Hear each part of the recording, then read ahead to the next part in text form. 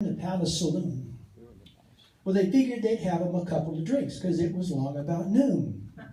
So Doc calls out to the barkeep, 2 glasses, a bottle of rye. Well, the barkeep is there at the table as quick as the blink of an eye.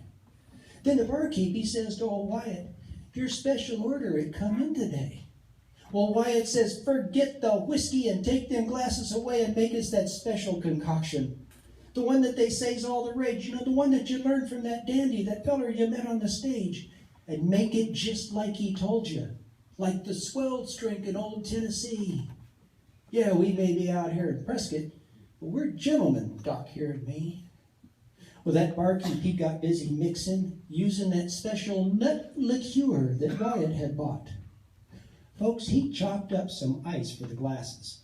And in Prescott, that said quite a lot. Well, he brought them drinks to the table.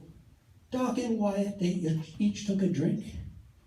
And Wyatt says, my, that's refreshing. Tell me, Doc, what do you think? Doc spit his drink on the floorboards. Said, my God, that tastes like an old miner's sock. What in the hell are we drinking? Wyatt said, it's a hickory daiquiri, Doc.